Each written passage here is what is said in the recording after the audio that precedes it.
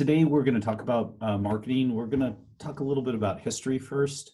And so we're going to really take a look at other economic downturns and what's happened and the impact of those, a few of those on the market. And then we're going to look at where we are right now with our current economic state that we're in. And we'll talk about whether or not that's good for post-secondary education, and then what sectors of post-secondary education it's good for. And so there are a lot of variable sets that are out there right now. A lot of you are probably trying to figure out whether you're going to go online. If you weren't online, if you are online, are you going to hold classes? But in the midst of all of that, we're going to talk about marketing and whether or not you should be marketing. And then once we talk about that, we'll talk about how we're going to be marketing. And so when we take a look at historical downtrends or downturns, this isn't the first one. I mean, anybody that's been around for a while knows that we've seen quite a few downturns over the years. And so just in my time in the EDU business and education business in the early 1990s, we had a recession then, and then we had a 2000 recession, then we had the Great Recession, and now we're in the coronavirus recession. And so just in my lifetime, I've seen, my business lifetime, I've seen four recessions.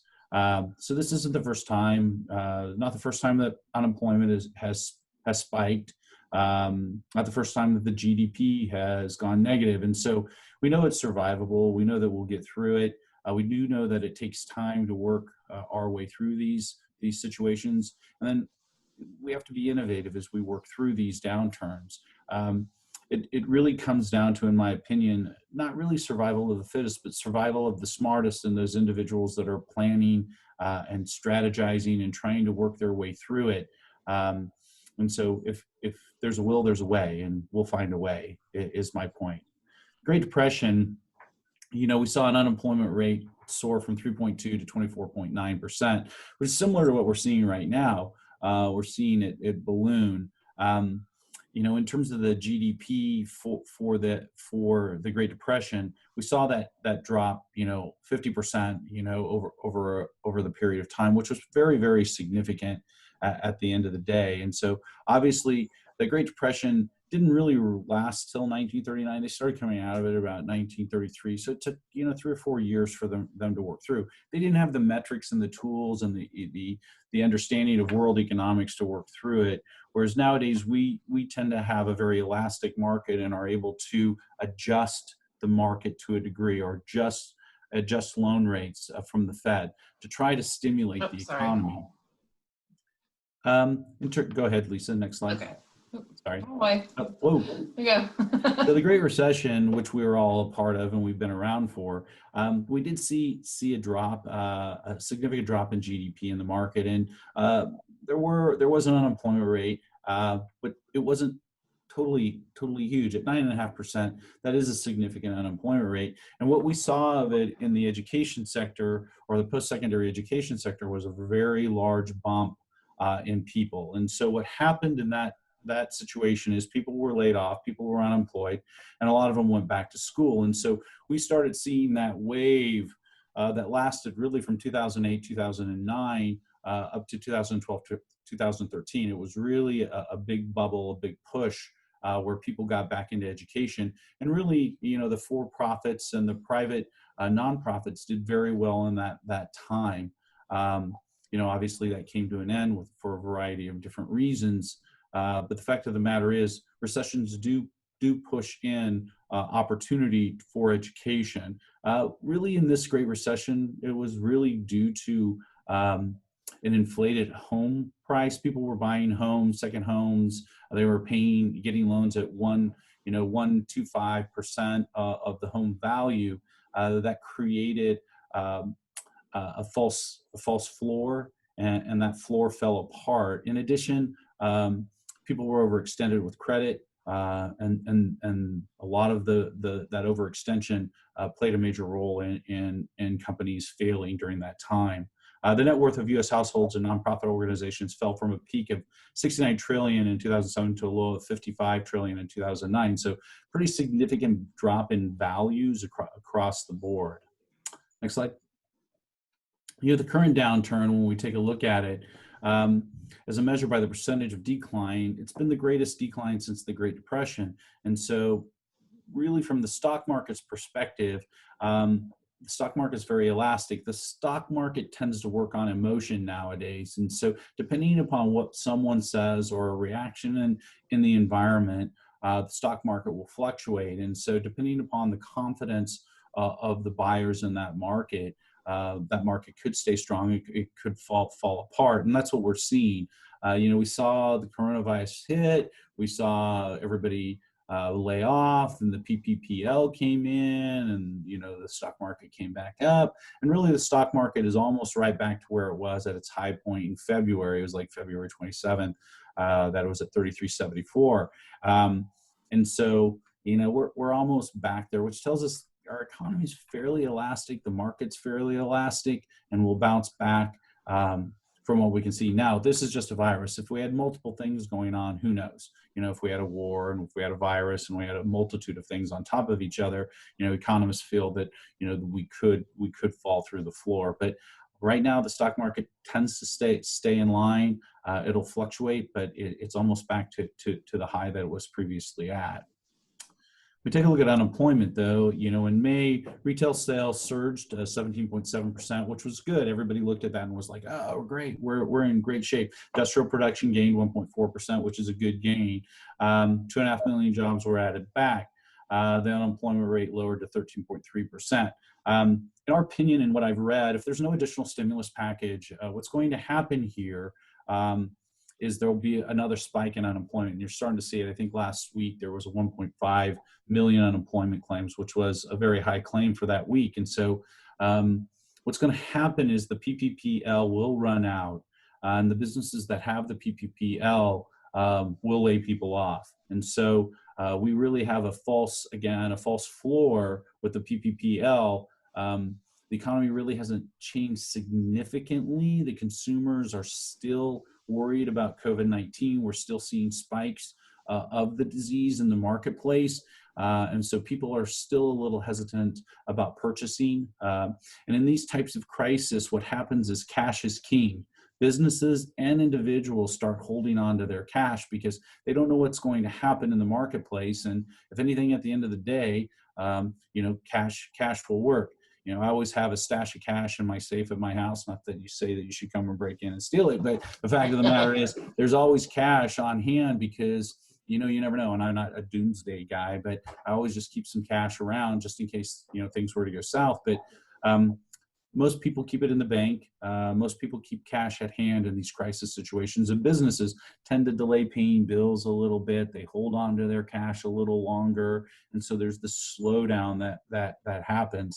I think we're going to see a little more of that. I think people are going to be a little apprehensive. The other thing that's going to happen, and I'll talk about bankruptcies in a second, the other thing that's going to happen is unemployment's going to run out for these people. And so the stimulus package, the CARES Act, is going to run out, and the people that were getting $600 extra per week are going to stop getting $600 extra per week, which guess what? They're going to have to do something. Unemployment isn't forever. It does run out. And so once unemployment starts running out for these people, they're going to start thinking about either getting a job, which the job market's not that great, or what's my other option? Well, I could go back to school, which is a great opportunity for us when unemployment sits at this number. And so we're really in a pretty good position if we start planning, if our schools start planning, and we have to have a plan. We'll talk a little bit about that here in a second. Bankruptcies, come on. People are going out of business, some pillars of our society, And I remember when I used to shop at JCPenney's when I was a kid. Now that model was eroding anyway, and so I'm not really surprised about JCPenney's going out of business. But certainly, Hertz filing for bankruptcy means that they were overextended in some of their finances, which forced them into bankruptcy. But you take a look at that list of people, everything from airlines to petroleum to retailers. You're seeing a lot of people go out of business, especially travel, oil, consumer retail arenas. I think you're going to continue to see that. The economy, people are coming back, but with this next round of unemployment, again, people are going to pull back and hold on to some of that cash. The total impact, Morningstar, they're putting together scenarios. When I looked at the IMF, the International Monetary Fund, they're predicting a 3% decline in 2020 global and a 5.9% GDP decline, similar to 2008, 2009 in terms of decline. Is it survivable? Definitely survivable. Will it take us a year and a half to get out of this, to 2 years? Definitely, depending upon how long the coronavirus sticks around. I mean, there is this black cloud hanging all over all of our heads right now, and we're sitting here trying to figure out, okay, what do we do? And so there's no end in sight, and that's really probably the most frustrating thing for all of us is we don't know when it will end, and that's really hard for a business planner like myself and business planners like you guys, because you're like, okay, I don't know when it's going to end, and so how long and what plan should I make? Always plan for the worst, expect the best. That's the rule. And so plan for the worst is my statement to all of my clients. You have to have a plan in place that is worst case scenario. And if it's not, then we can move to this level or this phase and move up to a better scenario. And so I would plan for the worst. Plan for continued unemployment, which is going to force people into education if you're offering an online curriculum, because some people are going to be shy about coming into schools. Now, you might have distancing, you might have a variety of different strategies, masks that you're going to employ, totally possible. And we'll talk a little more about that. Current situation post-secondary education. Lisa, I don't know if you have anything to add. I'm kind of rolling through it. I have a lot of slides to get through. I'll jump in here in a little bit. You're doing great. Okay, great. One peculiar thing about higher education, which I've talked about, is we kind of were counter-cyclical to the economy. And so when the economy is bad, we do fairly well in education. A number of students that enrolled in the Great Recession, any of you who were in business during that period of time, and the for-profit or private nonprofit, saw a huge jump in student numbers. And so we really were hitting record numbers of enrollments for all of our clients during that time. I do warn people, if anything can end, it will. And I didn't make that statement.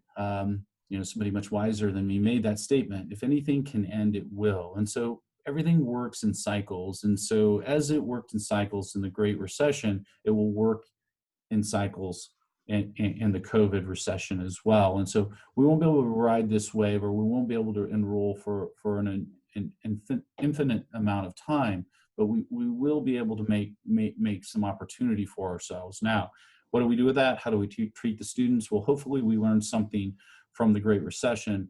We know that the Democrats that are out there, if they get in power, there will be regulation and they will be scrutinizing for-profit education. And so you have to have a plan for that and have a plan in place and make sure we're taking care of the students and we're following the guidelines. And hopefully we can move through and prove our worth to the Democrats. We provide such a great pillar to this society in terms of educating individuals that get into the workforce rapidly and in positions that are necessary.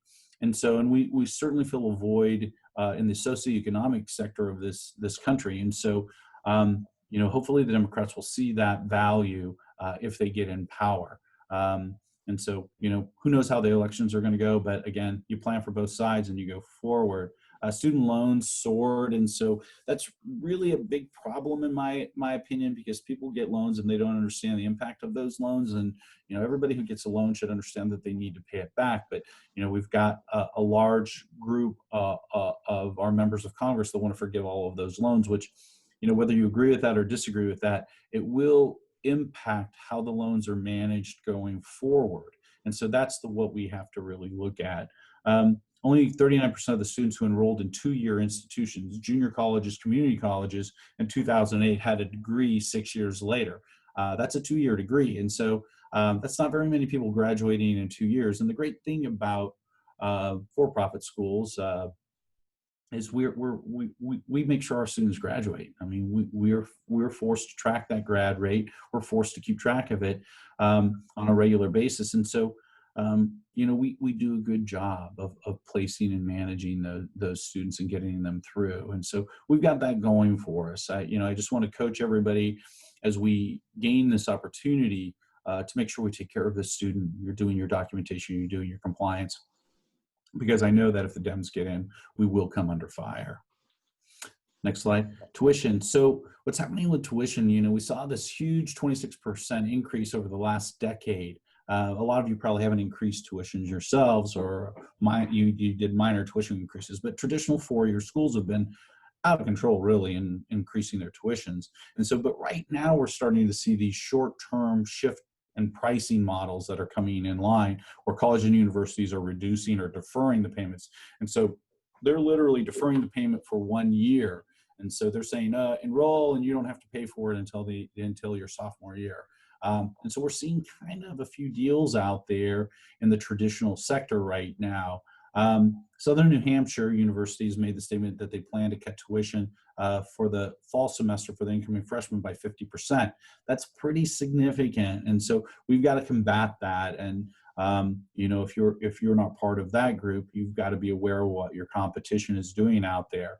Do I feel like we offer a value in our pricing? Yes, definitely. We get the student through the education pipeline rapidly, and that is a value in itself. And so, you know, I just want to make sure everybody is looking at what's going on in the tuition market. It's not sustainable to not charge students. You're going to have to charge them the going rate for a variety of reasons, and we'll talk about that in our next slide, I think. Next slide.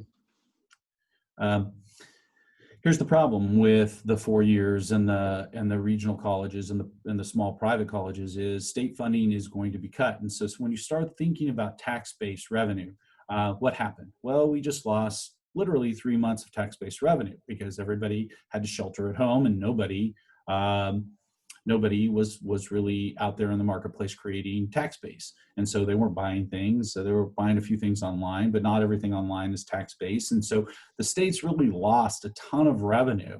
And so you're already starting to see it in the majority of the states that are out there. I don't know about New York. I haven't been following their cuts there from a political standpoint, but I do know Kansas and Missouri have already cut budgets and have already told the colleges in these areas that their budgets are slashed up to 20-25%. And so they're going to have a hard time if they can't increase tuition. What are they going to do? If they don't have an endowment, what are they going to do? And most of these four-year schools don't want to dip in their endowment, and so they're going to do everything possible. And so it's not really sustainable to do a price cut for a long period of time because you're not going to get the support from the state that you need. And so a lot of these regional colleges and private colleges are going to be caught. They're going to be caught, you know, between a rock and a hard place right now because they won't be able to find funding. The only other thing they can do is increase tuition. Students may not come back in the fall because of COVID-19. And if they increase tuition, it's just another reason to give somebody not to come back. And so I think that regional colleges are going to struggle. I think they're really going to have a problem getting students in. And so, Yeah. Go ahead. I was going to say, I think that that's also going to level the playing field a little bit with community colleges. That always, when you're in admissions and you're enrolling, they always say, well, community college is like so much cheaper and that kind of thing. And, you know, our comeback is that, you know, we'll get you through and get you going, whatever that is. But if they're going to have to raise their prices because they just can't even, they won't be able to sustain themselves with all of the different red tape that they do and the different protocols and procedures, they're going to get them in their own way, trying to, you know, keep everybody and all the different processes they have. They're really going to have to change a lot to be able to even stay in business.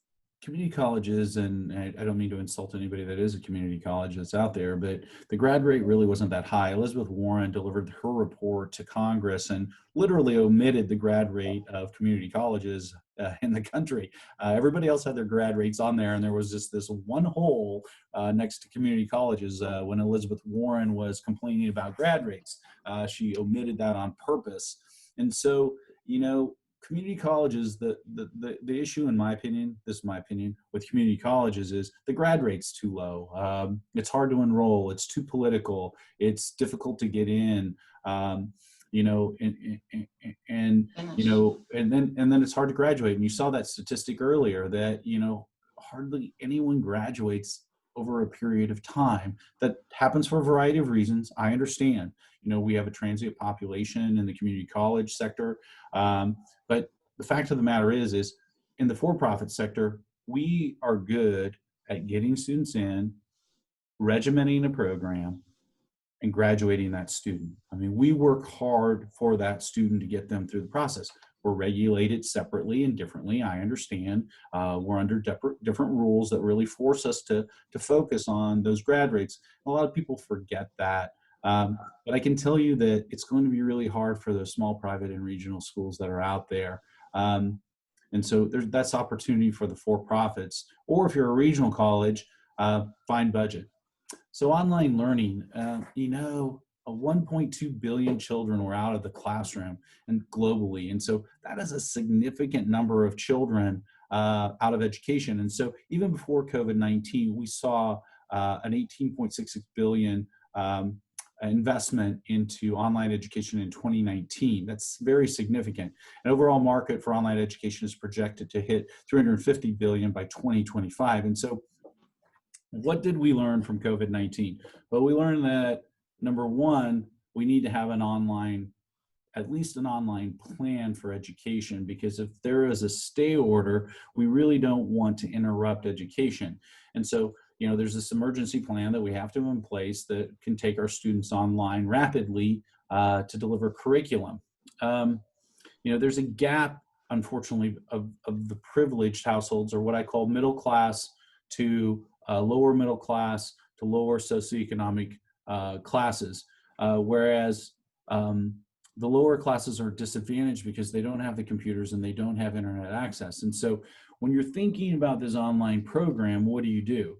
Well, I not only have to think about building my online program and building my curriculum in there that's dynamic, but I also need to make sure that I figure out a way to deliver internet access to my lower income students, as well as do they have a computer to utilize for online learning. And so as you're designing your packages for education right now, one thing I would highly suggest in terms of your product is packaging in some level of internet access, a deal that you can do with your local internet provider, or extending the reach of your Wi-Fi outside your building to a degree, so people can go to the parking lot and work in the parking lot. And so you have to be a little bit innovative to be able to deliver access to the lower income student, which a lot of us serve on a day-to-day basis. And so think about that on how we're going to make sure that those individuals get the skill sets they need. Because, I literally watched a biology class in Zoom where people were dissecting a pig. And so I'm literally watching a pig get dissected, and everybody in the class had pigs, and they were dissecting their pigs, and the instructor was instructing them, and they were following the guideline. There was a little picture on the right side that they could see what was going on inside the pig of the instructor. And so it might be a little morbid for some of you, but those of you who have taken biology understand it. But the fact of the matter is, we're changing, and how we deliver curriculum is changing, which is a really good thing, because I think we can learn a lot faster online, which is good for all of us. So think about your market that you're serving. If it's lower middle class to lower class on a socioeconomic level, you're going to have to figure out a way to get the resources in their hands. And I was on a conference last week, and a lot of our schools are already had been giving a notebook or a Chromebook or a computer, laptop, something to their students. So we are, I think, ahead of the game with delivering the electronics. But like Greg said, it goes beyond that. It goes beyond just the hardware that they have, but how are they going to actually get hooked up to the internet? And we had some schools that were, extending their Wi-Fi, like Greg said, or working with the internet companies to give them lower discounted rates, adding that as part of their financial aid, things that you can do, just thinking outside the box. Our sector is really good at doing that and giving those opportunities to our students. Agreed. The other thing you're going to have to think about there is, tech support.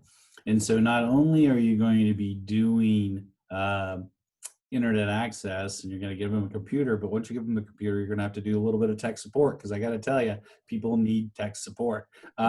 So they're going to have to be able to call somebody or work with someone within your organization to make sure they can gain access, they have passwords, et cetera. And so be prepared for that in your plan as well. I highly recommend that you map out your plan, you write out your plan for the fall, and be ready to go with a lot of different phases in it or scenarios in it. The other thing we got to look forward to is not to be the deliverer of gloom and doom here, but between 2025 and 2030, there's a number of native-born children reaching college age that is expected to decline. And so, as we grew older, the baby boomers came in, and we had kids in our 20s and mid 30s, and then Gen Xers, millennials, Zers all come in. Well, guess what happened? The millennials started not getting married as early, and they stopped having kids early. And so what we're starting to see, the Xers and the millennials, they've waited longer to have children. Well, that's created this gap that we're going to run into here in the next 3 or 4 years, where you're not going to have the general 3%, 3.5% of someone looking for education within the market. It's going to drop. And so, a 14% decline through that period of time. Well, what's that going to be? What's that going to do? Well, amid the decline in federal funding over the next probably 2 to 3 years, because it's going to take the states and the Fed probably 3 to 4 years to recover from this crash. And so you're going to see revenues stay tight in the states. Education may lower tuition. Population may not participate in school if tuition rates go up, because the 1 year is not sustainable. They may price themselves out of the market for students. And so there's a lot going on here in the next 7 years. And you guys just need to be aware of it, that we're going to have to be a little smarter as we enroll students. We're going to have to probably be a little more aggressive with our marketing, not overpromise. I never suggest that, but just a little more aggressive, and understand that we need efficiency in our marketing to reach those students. And so really the point of this slide is, just be prepared for that decline and be smart about it. Again, my job for you guys is just to educate you on what I know. And then hopefully you take what I know and take it out into the marketplace and learn a little more and teach me something later. How do you position your education product to survive? We need to change the following ways. We need to move to unbundled education. And so we're starting to see badges and certificates come. And a lot of the four-year schools were already starting to do this. This is something the for-profits really have already done historically. We have done certificates, but this is a great opportunity that I want to talk about for all of you. When you talk about certificates and badges, you're talking about a 60-year life cycle to the product or to the prospect. And so one of the issues with education was we would get people in, we would educate them, they would go get their job, and we'd never see them again, right? Unless they needed to find another job, and then they'd go back to placement, and we'd have to spend time and money finding them another job. Well, now when we look at badges and certificates, if we start offering badges and certificates, we've got a lifelong learner. And so we know that technology changes everything. And in the last 30 years, we've seen unbelievable technological changes. I mean, 30 years ago, I had a dial phone, and literally probably 20 years ago, I had a box phone that I was driving around in my car with. And I actually remember having a brick phone, carrying around one of those brick phones, which was ridiculous, And so technology has changed dramatically in how the way we do things. And so when we look at unbundled education, people are going to have to, if you take a medical assisting training program and you get your certificate, you're probably going to need retraining in 4 to 5 years, another 4 to 5 years, another 4 to 5 years. And so what I'm trying to sell to you guys is this concept of lifelong learning.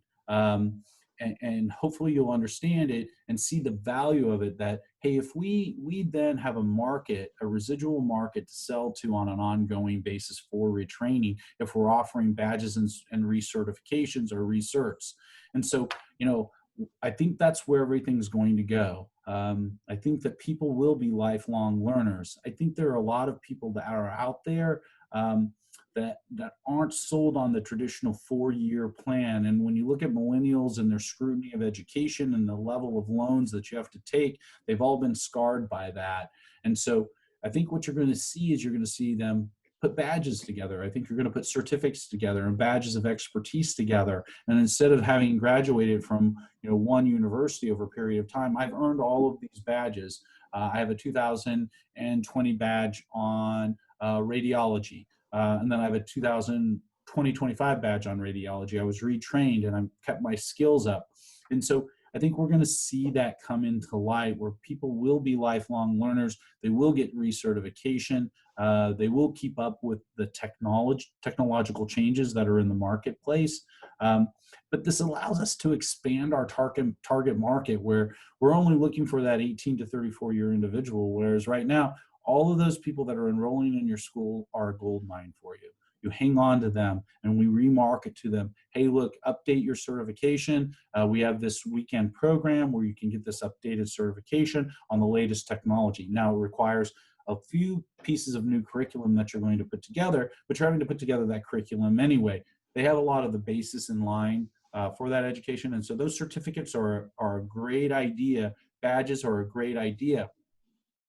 Notre Dame offers them, Cal Berkeley offers them, Harvard offers them right now. And so, we really need to look at what those four-year universities were doing with badges and certificates, and then change a little bit of what we're doing. And that changes our student acquisition funnel as well, because we'll have lifelong learners who are committed to our product, as long as we keep that product up to date. Go ahead, Yeah, Lisa. definitely. And also, I think that it is the millennials that have gone to four-year colleges and aren't necessarily working in their fields, and that happened a lot with, over the last 10 years or so, are going to have kids and they're going to rethink, what do I want my child to do? I want them to have an essential job, something that they're going to be able to get in, get out, and get to making money and support themselves and their family, because most millennials, I know not all of them obviously, but most of them, lived in their parents' houses until their late 20s. So not wanting that to happen to them, I think we'll see that turn again and have those millennials be very decisive help their children be decisive about what they want to do and get them trained. So these badges and certificates will really come in to play then too. Yeah, my kids have the line of 24. I'm like, once you hit 24, no more, no mas. You guys are out of here. All right, I get no more. He says that now, but anybody who's got somebody who's over 24, I've got other things to do.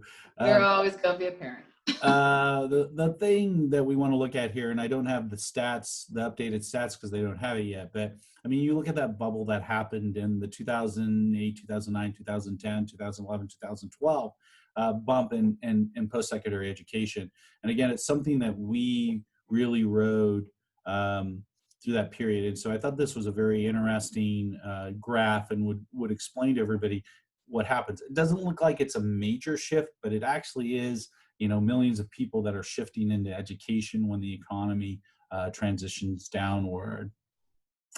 What will happen with education in this recession? Laid off workers will exhaust their unemployment, which I've already talked about. Federal and state funding for education has been and will continue to be cut. There's no money in the tax coffers to pay for the programs. Tuition costs will be increased for most traditional post-secondary schools due to the lack of state and federal funding. This will push students to for-profit institutions or online to minimize expenses and retraining periods and virus exposure. And so, the big scare out there right now for traditional 4 years is, how am I going to take 27,000 students and cram them into a campus without a serious COVID-19 outbreak? Everybody's sitting back hoping that the virus erodes, but it's not eroding. It's not going away. And so you've got a problem. And I know a lot of schools have said, we're going back, but how are you going to go back is the big question that nobody's answering. But I mean, I think all of you should sit down and have a plan. You can do social distancing. You can require everyone to face masks. You can have directional signs to control traffic within your school's floor plan. And so all of those things will come into play, but really people are probably going to stay local. And so having that ability to capture those students, those that are willing to stay away from the crowds, is an opportunity for us if we can teach them, if we can get them in the school. And I know that, if you have a dive school, or if you have a welding school, or if you have an HVAC school, students are going to have to come in and do some hands-on, but there is a lot of stuff that you can teach online. If you don't believe me, take a look at DIY. It's out there on YouTube. And so they show you how to do anything you want to do. And we can do that. Now, we may have to bring them into the classroom for 2 days a week or 1 day a week, whatever the case, for true hands-on exposure. But again, you just need to start thinking out of the box about how you're going to teach that curriculum. And Zoom is a great tool. I've seen more Zoom classes in the last 90 days than I can count or ever want to imagine, which I find extremely fascinating. I was always interested in how people are teaching classes on Zoom.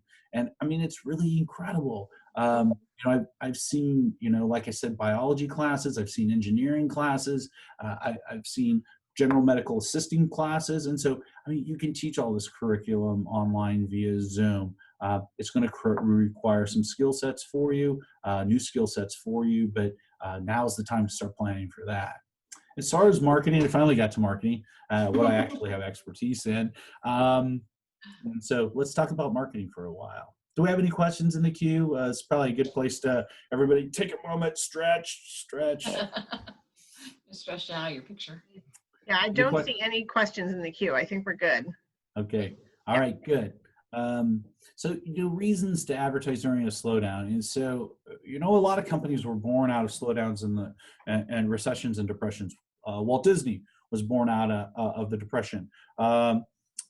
GE was born out of a recession. And so some major corporations were born out of those downturn periods because they were aggressive and they were assertive and they marketed their products through those periods. What also happens in these recessions and depressions is a lot of people cut their marketing budgets back, which creates a lot of availability of advertising in the marketplace, which drops the price of advertising. And so you should be out there, whatever you're buying, is try to negotiate a position. Now, you can't negotiate a position with Google. They never do it. Or Facebook. They never do it. But the fact of the matter is pretty much everybody else is going to negotiate a deal with you. And so if you're out there media planning, negotiate deals now. I'm seeing some great deals come in for a variety of different media channels. And so, we always look for that opportunity. I always coach our people around here to, hey, it never hurts to ask. Never hurts, hey, can I get 20% off of this? Or can I get some added value? We're really struggling and because of the COVID-19, and I'd like a discount of some kind. It happens. And so don't be afraid to ask for those discounts when you're planning. When marketers cut their spend, one of the things a lot of marketers do, they'll cut their spend. And when they cut their spend, they don't realize they lose brand value. And so you're going along in your marketing and everybody trusts your brand and they're understanding you and getting to know you and getting confident with your brand. And then all of a sudden you stop advertising for 3 months. While somebody else is advertising. Well, somebody else takes that position on top of you when you stop advertising. It takes the same amount of time to gain brand equity back that you were off. And so if you were off 3 months of marketing, it's going to take 3 months just to gain the momentum you had before when you stopped. And so we see that all of the time where people lose their brand equity or their brand value in the marketplace. We don't suggest going full bore, and we'll talk about that in a minute, but the people who continue to market through recessions and depressions are the companies that come out the back end with the majority of the market share because they have consumer trust. Because one of the things the consumers look at is if you had to pull back during the recession, that you must not be a stable group. Psychologically, people look at that and they say, okay, wait a minute, these people weren't strong enough to stay in business or were strong enough to stay the course. These other people were, we're going to buy that product. And if anybody saw, was it Southern New Hampshire marketing? I mean, they stoked their marketing up during this period. I mean, they went after it, and there were ads everywhere. And so they knew that there was an opportunity out there to build brand when other people were pulling back. And so that's something we all need to be aware of. I'm not saying, again, you need to go crazy with your marketing spend. That's not true. And I highly suggest that people cut back to a degree, and we'll talk about that in a second. The other thing I want to add to that real quick is that also you run the risk of, if you pull back and somebody else comes in and takes that their brand messaging, and we'll talk about creative in just a couple minutes, and the messaging that you have could be stronger, and they could win the loyalty and never come back. So there are things that can happen that will make them, that could turn their heads or have them make a decision based on that not branded. Yep, good, thank you. What do stay orders mean? Well, nobody really knew what they meant when they began, but what it ended up meaning was there was a huge surge in social media increases. And so we saw mobile devices just explode, in terms of social media. People were using social media for everything. And to this day, they still are. I mean, Facebook, Instagram, Snapchat, TikTok, all of those platforms exploded. And people were spending 3 to 5 hours a day in social media, which I think is overkill, but it was just the truth. There was nothing to do. They were at home. Some of people were working at home, but because you don't have the drive, you tend to work more efficiently from home. And so you take a few more breaks and you're on social media for a longer period of time. App usage, video, lifestyle, finances all exploded as well. And so everything exploded when it came to online viewerships. And we'll talk about that here in a second. The bottom line of all of this is it was generally we were moving that way. We were moving that way for mobile technology and mobile technology usage and tablet usage. And what happened with COVID is it put us in warp speed. And so what would have taken us 3 years to get there, we did in 3 months because we forced people to change their habits. How many days does it take to change a habit? 21 days. And so we forced people to change their habits for 90 days. And so they've all developed new habits and they have new ways of doing things. And they were forced to accept new technologies and learn new technologies. And so when you look at the web, at the social media stats, Facebook was up 27%, Netflix 16%, YouTube 15.3%, Google Duo, video chat sets, Google Duo 12.4, Nextdoor 73.3, House Party 79.4. Some of these you may not even know about. I mean, they just literally surged onto the scene.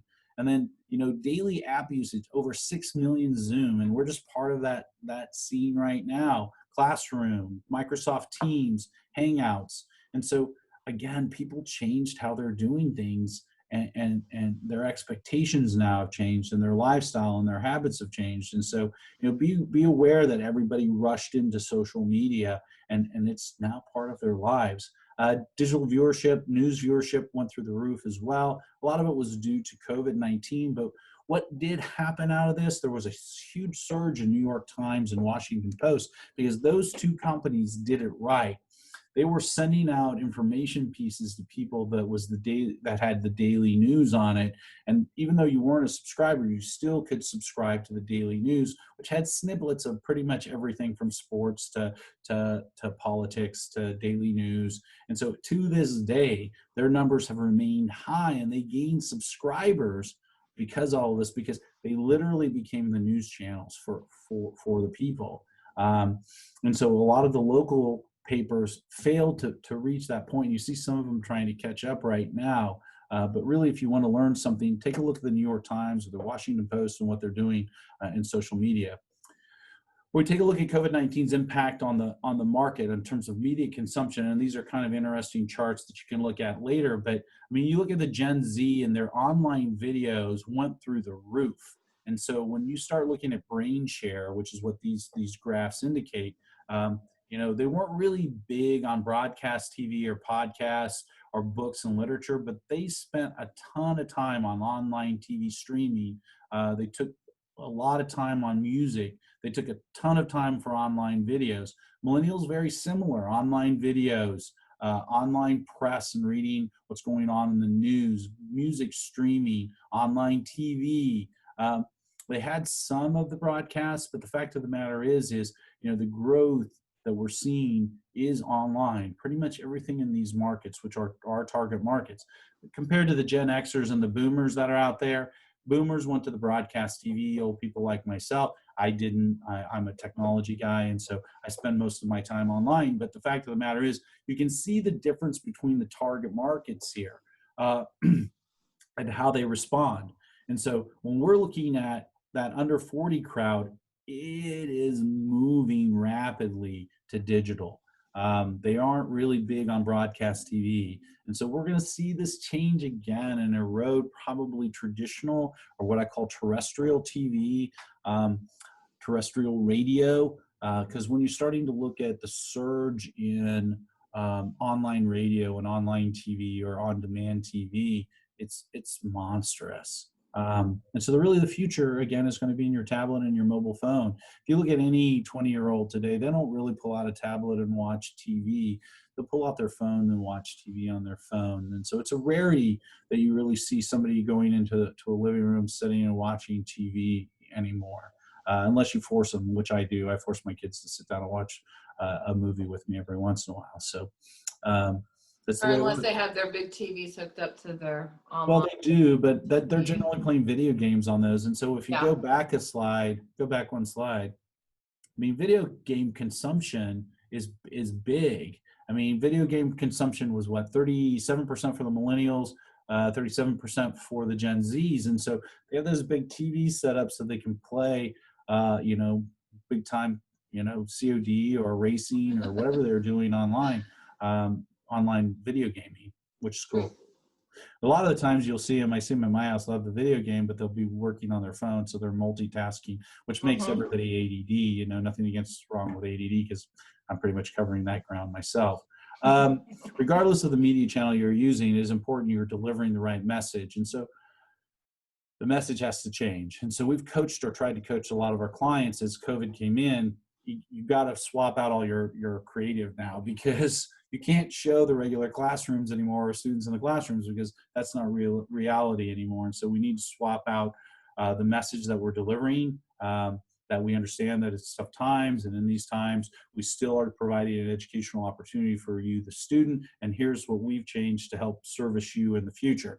And so that message has to be made somewhere out there. And so all your old content, all your old assets, I'd hang on to them. But for now, the way you're delivering your creative message and what you tell people has to take into account our current environment. Because if you don't, you're going to sound tone deaf in the marketplace. And so people are going to look at you and like, what are you guys talking about? So you're going to have to address safety. You're going to have to address spacing. You're going to have to address how you've changed and what you're doing for the student to keep them safe. All of that has to play a message now in your creative as you go forward. And so if you don't, again, you'll end up tone deaf and people will be unsure of your product and where you're going. You have to cover those basics to make sure they understand that they're going to be taken care of, and COVID-19's hopefully not going to be a part of their life. Your visuals need to be appropriate. Again, don't show the classrooms with packed students on top of each other without masks on. And so you have to kind of rethink how you're delivering your messages. Same with your website, and we'll talk about that in a second. Call out online or remote admissions process. If you can move to a remote admissions process with Zoom, with GoTo, that's what I would do right now. I'd start interviewing people and minimalize direct contact. Zoom, Teams, all of those are great ways to connect with people and get them talking face-to-face. And we all know face-to-face is always better, and that's why we love video conferencing. Still strong calls to action in everything you do. Call us today. We're still enrolling for the fall. Don't take a break. No need to take a break. And then again, provide multiple methods. If you can give them a video link to admissions, that's great. If you can give them a landing page to contact, great. If you can give them social media to contact, that's great as well. Give them as many channels as you can to contact, because right now the market's changing and how they respond to you is going to change. Like I said before, avoid photos of large classrooms, show people online and remote learning, training for essential careers. So this is another great thing about some of the education that we provide, or that you guys provide. It's essential. And so what we found as we worked through this, a lot of the people that we were training, a lot of our clients had essential careers that never stopped working. And so construction management, welding, HVAC, medical, all of that stuff went forward, and those were essential careers, and all those people kept working. And so you're going to have a market now, and all of you really need to look at your curriculum that you're offering and say, is it essential? Will these people keep working? And if it is essential, then you can market, our careers are essential careers. People keep working regardless. And so that's something that you can call out that differentiates your product from the traditional 4 years that are out there. In terms of update creative, like I said, smaller classes, use of face masks, video courses, all that has to come into play in your messaging right now. And so, media change, and we're going to talk about that, but I really wanted to focus on the creative messaging change that needs to happen, because if you don't make that media creative message change, you're going to be a little tone deaf. Yeah, and most of our schools have gone to the hybrid program, and I don't think they're going to go away from that even after this. It's not going to be just solely on ground. There are going to be those hybrid classes. So being able to be online or hybrid, and giving that opportunity to your students and giving them the choice to take that class online and on their own time is going to be a big benefit as well that you need to highlight. Yeah, I mean, I think there's a ton of opportunity, and I'm not saying you have to go 100% online, but certainly a hybrid program, or at least fall back to some level of online if you have an outbreak of the virus. Website hasn't changed. These are in order of importance. And so the one thing you need to make sure you have right now is a good website, because there is a lot of traffic out there and people are doing a lot of research, and there's going to be a lot of unemployed people. And so make sure your website is up to date. Make sure your pictures are appropriate and relevant to the current state that we're in. And so your website's going to work hard for you, and you need to make sure that it's updated and it's marketing to those prospective students with the right message. And so if you haven't changed the messaging on your website, you need to go out and do it. I highly suggest you make that a top priority right now. It's still important to be a strong lead gen. You might have links in that website now to video chat. You might have, again, new mechanisms of contact through Messenger or through email or through your landing pages. And so a variety of ways, again, for people to contact you is important.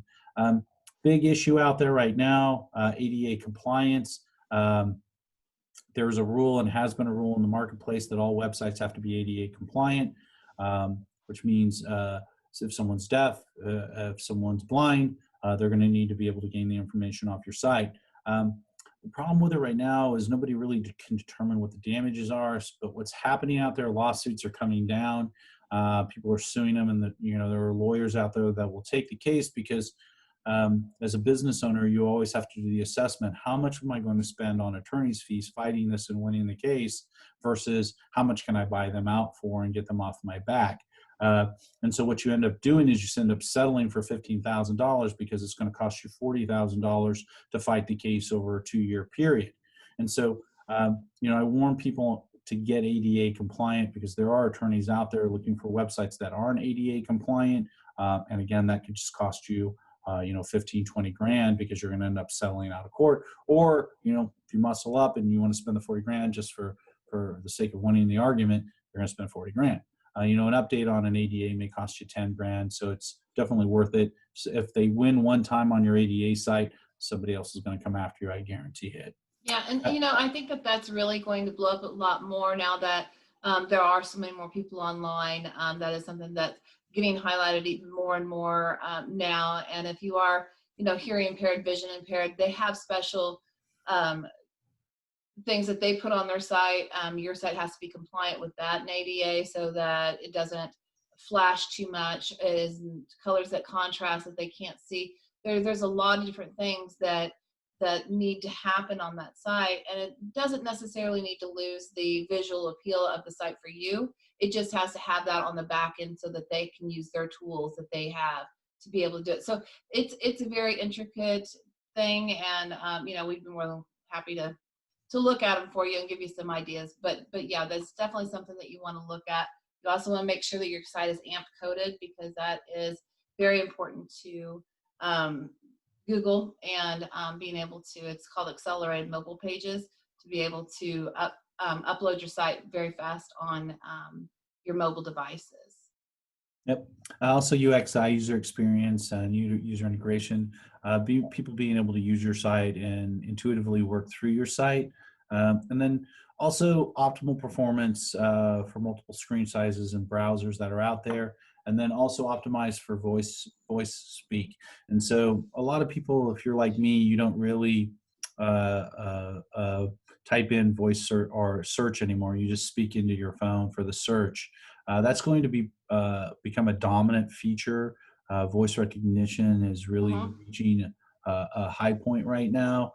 And so you're going to see pretty much everything go to voice recognition. If your TV and cable provider hasn't gone to voice recognition, I can't tell you how great that is. Because if you're looking for a TV show, you just speak into it and tell them what you want to watch, and it finds the TV show for you. And so other things that you need to do on an optimization level, which is separate from a website build. Optimization is optimizing the website so that the algorithm on Google or any other search engine can find your website. And so standard optimization is just your alt tags, your meta tags. Local optimization is really focused on local searches that are going on in your community based upon the phrases or the key terms that are being typed in. Syndication network, a lot of people have moved to syndication. And what syndication is actually building independent or third party or individual content, writing articles and publishing them on the internet that link back to your site. And you see a lot of that out there when you're doing searches for a variety of different products where people are really just writing articles, and they're informational. They deliver information and educate you on it. But at the end of that article, there's a link back to that website. What that does is a couple of things for you. It increases your relevancy on the internet. The more relevant content you have out there in syndication, the higher probability that Google will rank you at a higher rate. And so people that run syndication with us, we're writing generally 2 to 3 articles per month and publishing them on third-party sites out there that can link back to those schools, on technical and trades, on essential careers, on medical. And so we write a ton of articles and post them for clients. And then lastly, as I said, voice search or optimization is something that you need to consider. If your site's not optimized for that, you are missing a lot of opportunity out there. The website nowadays and optimization requires a really strong strategist behind it.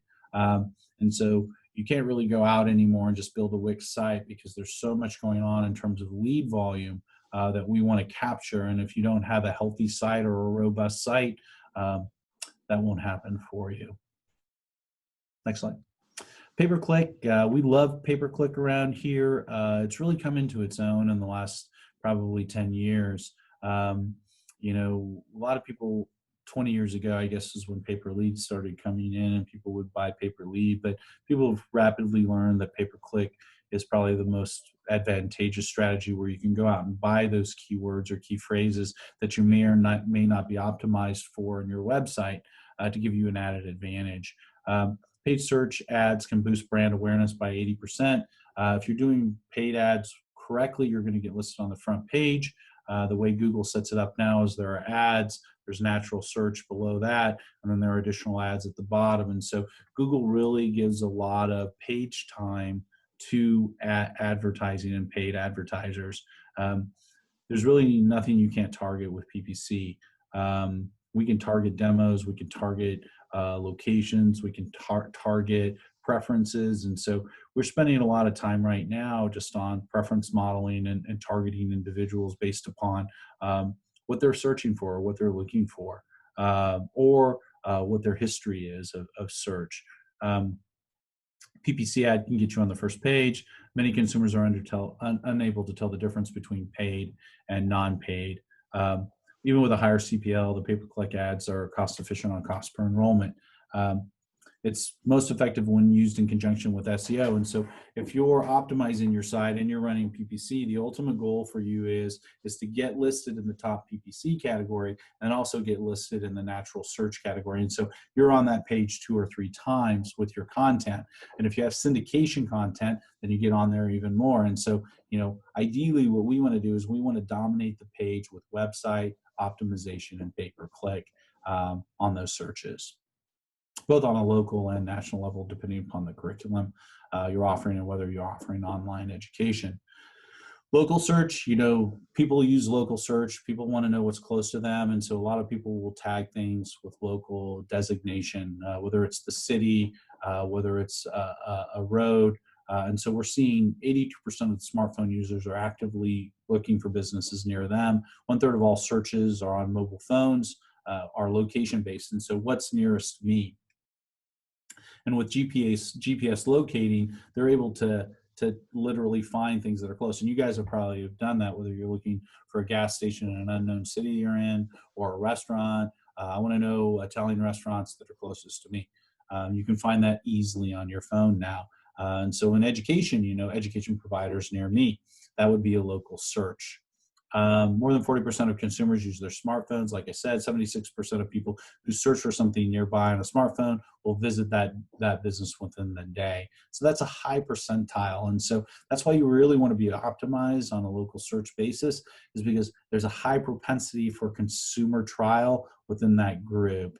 Yeah, and if you've ever noticed, if you've been looking for a restaurant that you know is around there and you can't find it, and when you say search for this near me and it doesn't give you the right location, everybody's done that. That is because that particular location is not optimized. Google is only as smart as the information you give it, so you have to go in there and optimize, have the same address across everything. What you're doing is filling Google's knowledge graph or Google's brain with the information that is consistent and relevant for the searches that it feels like that you're looking for. So and that's what different things you really have to pay attention to. Yeah, and that's why syndication is important too, because again, if it's relevant content as to the product and services that you're offering, it just increases your value out there on the web.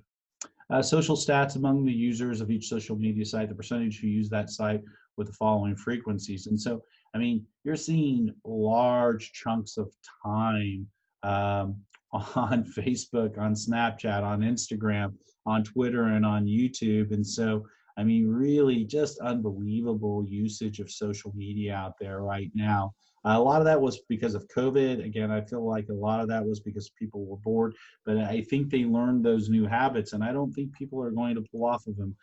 You know, you can use yourself, but the statistics speak for themselves. People are using social media at an unheralded pace. You know, and what I find really fascinating about this is that the dark blue represents daily use, and they all have so much daily use. It's not just one media; they're jumping around between platforms and looking at all of them. So it really has to be a holistic approach to your social media now. Yeah, I mean, we're junkies for it right now. I mean, basically everybody's a junkie for their phone, and you know, they're using it nonstop. But you look at the stats associated with social media, who's using what and what age groups are using it. And I love this stat because, I mean, you take a look at that 18 to 29 grouping, 79% are on Facebook, which before this pandemic, that number was fairly low in this age group. And all of a sudden it's exploded because it's become a political soundbox for individuals. And so people are using it for a variety of reasons on a political level to deliver messaging, good or bad, whether you agree with them or not. You know, you see that happening every day. You know, 67% Instagram and then 20% LinkedIn. And so that age gap, not huge Instagram users, but that 30 to 49 also is a high category of usage across those channels.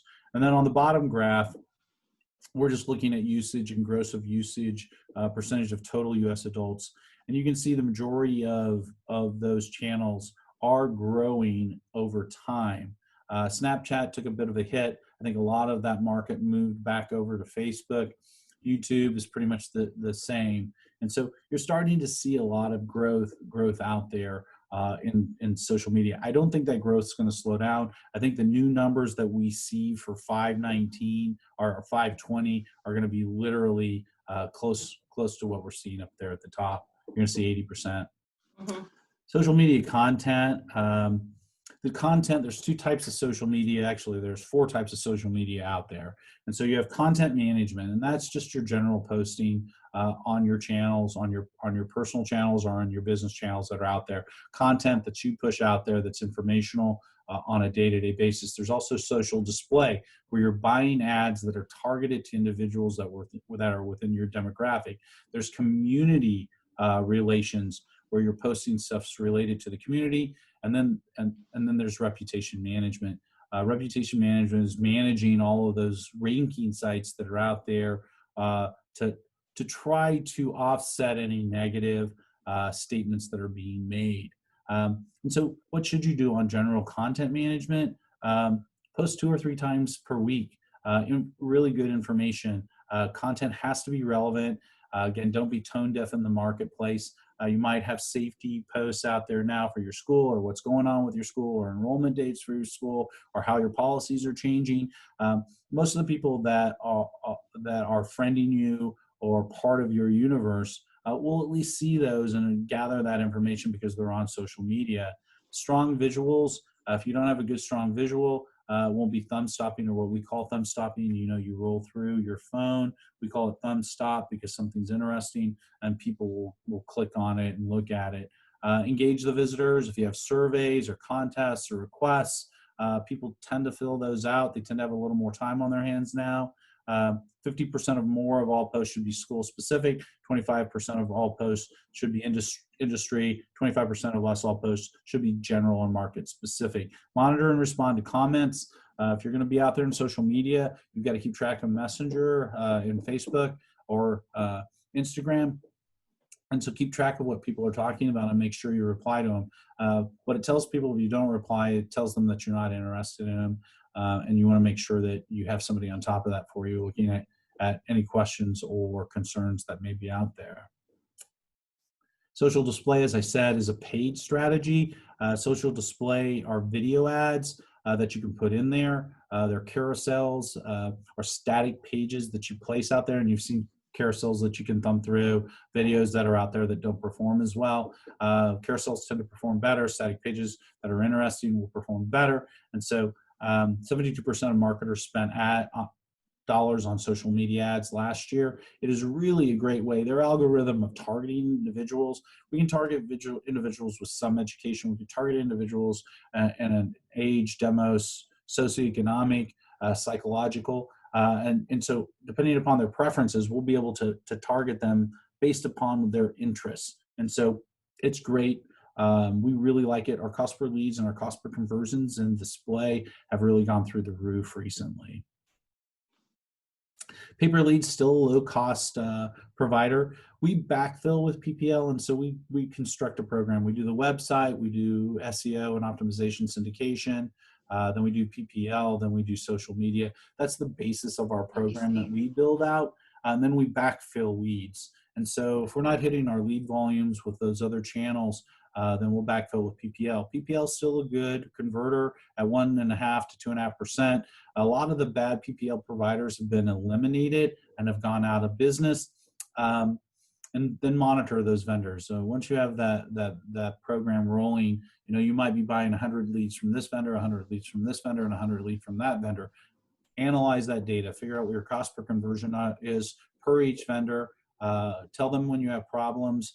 They're open to it. They'll change their mix for you to try to get those conversions up in your cost per conversion. Generally in PPL, we'll see a conversion of 1.5% to 2%, but their cost per start on that tends to come in at about $800 to $1,200, which is good. Although they're low volume, it should be given a little bit of attention, in my opinion, and priority, because it can provide quality leads if your admissions department knows how to work them. If they don't know how to work them, don't waste time on it. But PPL, the majority of our clients can convert them. And I think you just need to have a really good aggregation system in place too, to get those returns and get credit back on the same time. So there's a lot of different tricks to this to make it work, but it really is a good lead source if you have the right tools, lead enhancement tools in place. Yeah, again, it's not my 1, 2, 3, or 4, but it's my 5 when I'm putting together a marketing program. Mm-hmm. Digital radio and TV, as we saw in those graphs, exploding, and so it's really boomed. And so that younger market, that 18 to 30-year-old market has really adopted, the Pandora, the music channels that are out there. And so when we look at digital audio, it's really just exploded. over radio. And so that graph really does a good job of explaining what's happening. Traditional radio will stick around. I think a lot of people still listen to the radio in the car, and so it has some residual value. But a lot of these people are moving to digital radio, and with Bluetooth technology in your car and in your boat and wherever you're at, you're listening to the songs that you want to listen to. And those digital radio outlets are customizing music selections so that you get to hear new music, new artists that are relevant to your interests and what you've historically been listening to. And so really good way to grow your market, and we're starting to see some good cost per lead out of that. And so yeah, no worries. Remarketing, email marketing, we're big on. We love to send emails. The response rate on email and the click-through rate, the CTR on it, isn't that great, but we do know our open rates are generally strong. And so people will open them and read them. And so I'm looking for that impression. And then I hit them with the text message 2 or 3 days later. And so 98% have an open rate where the emails are only 20%. And so it's one of those situations where, excuse me just for a second, it's one of those situations where we know we can hit them with the email, get 20% open rate. We can get them with the text message and a 98% open rate. Those two combined really build awareness in our marketplace. And if you have a good call to action in there, you can drive traffic in a variety of ways. When considering whether to text or email your database, keep in mind that what might be right for you for one may not be right for all others. And so when texting, it's short form and very text-based. Messages need to be short and to the point. Emailing is more long form, more informational. You have a little more space to gain some headway. Make sure your emails are HTML. Make them dynamic, make them interesting. So when they do click on them, they see something of interest to them. In terms of other remarketing, we use it for stitch-in. If we have an enrollment or if we have our current student base, we're emailing them and we're talking to them. You may have an internal system where you can talk to them, but really take advantage, especially in these COVID-19 times. If you guys went with stay orders, you should have been using email and texting to keep your students informed and driving them back to your site with updates on what's going on. Stitch-ins for appointments completed, financial aid completed, enrollment completed, when do classes started. It's just a communications tool to retain that student. And all of us, once we enroll that student, we know that enrollment isn't a start. And so I've got to use a stitch-in strategy once I enroll that student to stitch them in to hit that start. And so email marketing, social media, content management, messenger, texting, all of that works together to stitch in those students. Still big on referrals and personally developed leads. Lots going on in the marketplace, lots of ways to generate leads, but we still need to go out there and ask for those references from our current students. We still need to go out there and develop personal leads. And so I'm never asked to pull off of that strategy. I think we hold people to developing PDLs and PDRs, as well as asking current students for referrals. We like to ask students for referrals twice a year in a survey format. We generally will see, depending upon how many surveys we give out there, if we give out 100 surveys, we generally get about 120 referrals because we ask for 3 referrals from each student. And so you might get 1 or 2 per student that are out there, which is fine for us because it then fills the back hole. And we know that we can use, John Q. Smith gave me your name. We thought you might be interested in going to school here. Are you or are you not? If you are, great. I'd like to set up an appointment with you. Is Tuesday good? And so, ask for those referrals. Also, with your alumni, ask for the referrals. You should be sending emails to the alumni base, texting the alumni base, and say, we're having a referral drive. If you know of anybody who'd be interested in going to our school, please send us their name and address. And then practice asking for referrals in virtual settings and admissions training. We have a lot of presentations on admissions training, and so we really promote getting people used to asking for those referrals and how they should go about asking for those referrals. Traditional media, it's not totally dead. It doesn't have the impact that it once had. And from those stats, you can see that our markets are migrating away from it. Traditional TV and radio can and should still play a role in your marketing. there's a lot of packages you can buy where you target specific segments now in digital TV, traditional digital TV. And so, we utilize that to backfill and build awareness in the marketplace. You're never going to have a cost per lead on it. That's good. You're never going to have a cost per start on it. But we do know we can build some awareness in the marketplace. That's true of billboard as well. We use billboard, transit, direct mail based on our target market. We have seen some resurgence in direct mail recently, but the way we see it is really from a residual basis. And so we'll send out a direct mail piece, and then we'll track that list against the leads that actually come in. And so we generally don't see it as a direct mail lead. We'll see it as a call in, or we'll see it visit the website and come through that way. And then we do credit direct mail for that. And so we do know direct mail does drive traffic at the end of the day. Next slide. Changes in admissions. And this is the last slide, which I'm right on time. Thank you. We have to increase face-to-face interactions during these stay orders. And so video conferencing, which is what we're doing right now in a Zoom environment, is what you're going to have to move to, in my opinion, for now. It allows you to meet people face-to-face, talk to them. You can also share your screen and show them what they need to do, how they need to go through the process. You can do presentations to them, a variety of ways to enroll students. You're just going to have to get smart at it. And so just like we're doing right now in this environment where we're teaching 50 people, you can teach 50 people in your environment. You can talk to 50 people and give demos. And so you can talk to one person and go one-to-one. And so there's a ton of ways to utilize this new technology. It's really not new. We just never have used it, honestly, in this environment that we're in. And there's great resources out there to learn how to use it efficiently and effectively. Also, we use Microsoft Teams a ton around here. We use it like a telephone system. I can't tell you the last time I literally called somebody on the phone. I've got a phone in my office. I don't know even why I have it, because I never use it. If I want to talk to Daryl or I want to talk to Lisa, I Teams them. If they're not there, I can leave a message for them or type a message to them, and it gets delivered to them. And so, we're changing. Our world is changing now, and our technology is changing. And so embrace it. Don't shy away from it. Rush into it and learn it, because that younger market adopts it rapidly, and they like it. And so, we need to follow that market. And I would say really just pay attention to your seasoned reps that were used to ground campus enrollments. Do role playing with them. It's never more important than it is now to do that virtually. I know a lot of people transitioned very well. People that were just so and getting people in for an interview got introduced to doing virtual interviews and have taken off.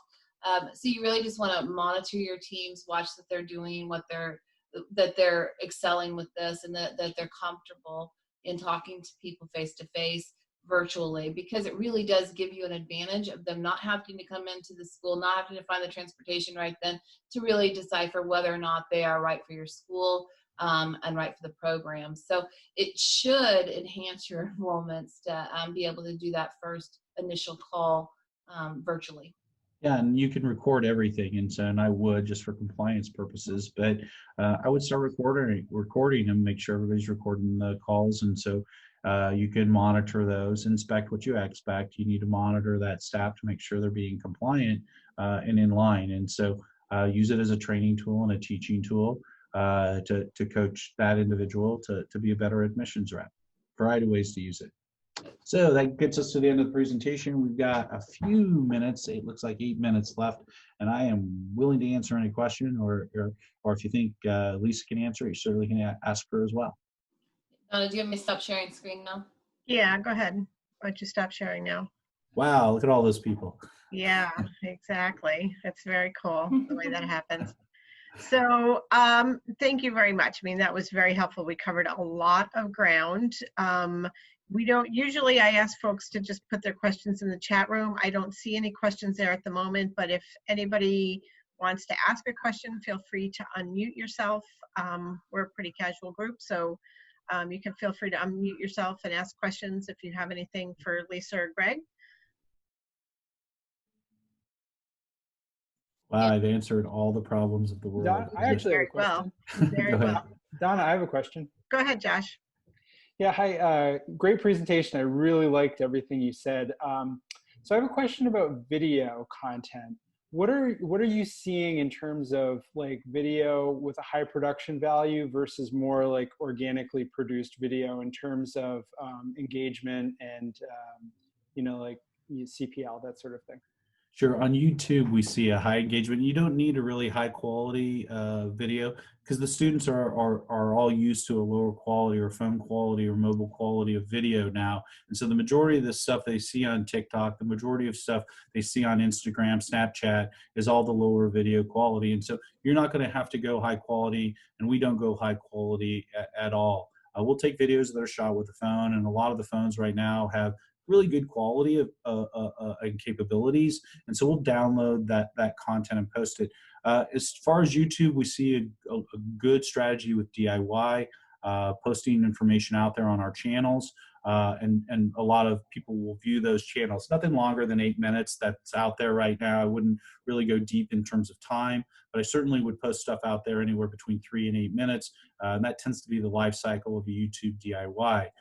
In terms of Facebook, Instagram, video is not really working for us. We try video and test video in a variety of different ways. What really works there are the carousels where they can thumb through the carousel or the static page. In terms of our cost per leads, they'll range anywhere between $50 to $150 with probably a 3 to 4% conversion, which gets us in line on a cost per enrollment basis.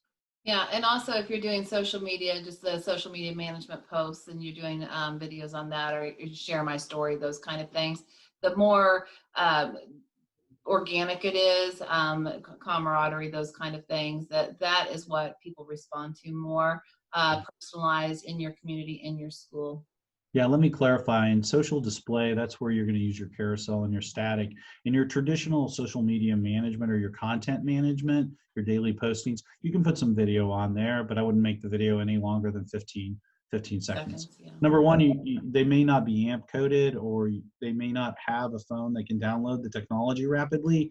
And so you want to make it compact and small in terms of digital size so that people can digest it rapidly. Other questions? No stupid question, That's right. me. There's no stupid questions. All right. Cool. Well, it sounds like you did a phenomenal job. Thank you very much. Thank you for both having us, Lisa man. And We appreciate Greg, it. you guys both did great. As I mentioned earlier, this session was recorded, so we will make it available on the APC website shortly. Your contact information is part of the presentation, so if there's any questions or follow-up, feel free to reach out to Greg and Lisa directly, or reach out to me and I can put you in touch with them.